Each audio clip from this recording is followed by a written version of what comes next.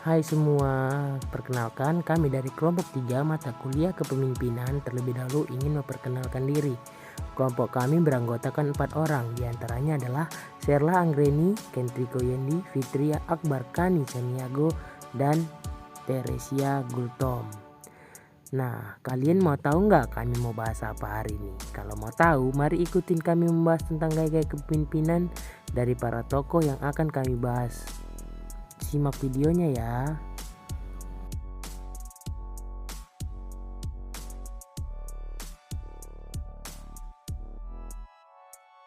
Hai semua, perkenalkan nama saya Sherla Anggreni. Di sini saya akan memaparkan mengenai gaya kepemimpinan demokrasi. Sebelum itu, ada baiknya kita mengerti terlebih dahulu apa sih yang dimaksud dengan demokrasi itu. Ditinjau dari segi bahasa, demokrasi berasal dari bahasa Yunani, yaitu demos yang berarti rakyat atau penduduk suatu negara, dan kratos yang berarti kekuasaan atau pemerintahan. Jadi, dapat disimpulkan bahwa demokrasi merupakan sebuah sistem pemerintahan yang meyakini bahwa kekuasaan tertinggi berada di tangan rakyat. Gaya kepemimpinan ini memiliki ciri-ciri pemerintahan terletak di tangan rakyat. Rakyat memiliki kebebasan untuk memberikan pendapat. Nah, salah satu tokoh yang menerapkan gaya kepemimpinan ini ialah Abraham Lincoln. Tahukah teman-teman siapa itu Abraham Lincoln? Abraham Lincoln merupakan seorang presiden Amerika Serikat yang ke-16. Pada masa jabatannya, beliau berhasil memimpin bangsanya keluar dari perang saudara, mempertahankan persatuan bangsa, dan menghapuskan perbudakan. Dari sini jelas terlihat bahwa beliau menerapkan gaya kepemimpinan yang demokrasi, karena dalam demokrasi sendiri tidak diperbenarkan adanya perbudakan. Selain daripada itu, di dalam salah satu pidatonya ia mengatakan, "Democracy is government on the people, by the people, and for people." Kalimat tersebut dapat menjadi bukti adanya kaitan antara demokrasi dengan pola kepemimpinannya. Oke, sekian dari saya. Terima kasih. Hai semuanya, perkenalkan nama saya Teresia Gultom. Di sini saya akan memaparkan gaya kepemimpinan otoriter. Sebelumnya saya akan menjelaskan arti dari gaya kepemimpinan otoriter. Gaya kepemimpinan otoriter adalah gaya kepemimpinan yang memusatkan segala keputusan dan kebijakan yang diambil dari dirinya sendiri secara penuh. Di sini saya mengambil salah satu pemimpin yang memakai gaya kepemimpinan otoriter, yaitu Zain Abidin Ben Ali. Zain Abidin Ben Ali adalah Presiden Republik Tunisia. Ia lahir pada tanggal 3 September 1936. Ia mulai menjabat sebagai presiden pada tanggal 7 November 1987. Ada hal-hal yang membuat Zain Abidin Ben Ali termasuk kepemimpinan otoriter. Pertama, tidak mau mendengarkan rakyat sendiri. Kedua, lawan politiknya yang memberikan opini tentang pola kepemimpinan banyak yang dianiaya. Ketiga, angka pengangguran dan kemiskinan pun sangat tinggi. Ada juga efek dari gaya kepemimpinan otoriter yang dibuat oleh Zain Abidin Ben Ali. Pertama, kemarahan rakyat terhadap Presiden Zain memuncak setelah seorang tukang sayur berusia 26 tahun bernama Muhammad Bouazizi melakukan aksi bakar diri karena barangnya disita polisi di kota Sidi Bouzid pada tanggal 17 Desember 2010.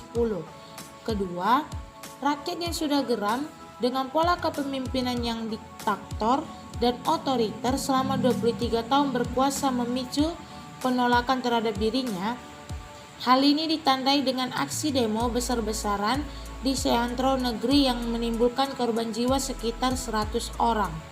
Dan pada akhirnya, Presiden Zain mundur melepaskan bangku jabatannya pada tanggal 14 Januari 2010.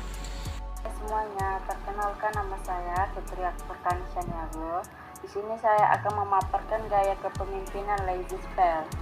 Sebelum itu, ada baiknya kita mengerti terlebih dahulu apa sih yang dimaksud dengan laissez-faire itu. Pada dasarnya, pemimpin laissez-faire adalah sosok pemimpin yang memberikan kebebasan yang besar kepada setiap orang yang dipimpinnya, baik dalam melakukan pekerjaan ataupun dalam pengambilan keputusan penting sekalipun. Nah, dengan begitu, setiap orang yang ada dalam organisasi dapat bekerja dengan cara yang menurutnya tepat, tanpa adanya tekanan atau batasan dari pemimpinnya. Pasalnya, pemimpin hanya akan memberi partisipasi yang sangat sedikit dalam hal seperti ini. Dilansir dari asikbelajar.com, Handoko dan Rekso Hadiprotjo 1997 menjelaskan 3 ciri dari pemimpin dengan gaya kepemimpinan laissez-faire, yaitu yang pertama, pemimpin membiarkan bawahannya untuk mengatur dirinya sendiri. Yang kedua, pemimpin hanya menentukan kebijaksanaan dan tujuan umum. Dan yang terakhir, bawahan dapat mengambil keputusan yang relevan untuk mencapai tujuan dalam segala hal yang mereka anggap cocok. Meskipun gaya kepemimpinan laissez-faire terlihat kurang baik untuk diterapkan, namun nyatanya ada juga beberapa pemimpin besar yang menerapkannya. Salah satu contohnya yang saya ambil adalah George Herbert Walker Bush. Tokoh yang satu ini pernah menjabat sebagai Presiden Amerika Serikat ke-41 dan Wakil Presiden Amerika Serikat ke-43. Masa pemerintahan dari pria asal Milton ini mewakili era kapitalisme pasar bebas dan mengikuti gaya laissez-faire. Ada yang mengatakan bahwa banyak hal buruk yang terjadi selama masa pemerintah ini. Dengan mencap diri sebagai teman dari pasar bebas, pajak memotong, deregulator, uang anggaran, dan pemerintahan konstitusional yang terbatas. Nah, sekian pemaparan materi tentang laissez-faire. Saya ucapkan terima kasih. Demikianlah hasil dari video yang kami tampilkan. Jika di dalam video ini terdapat kesalahan kata, kami meminta maaf. Akhir kata, kami ucapkan terima kasih.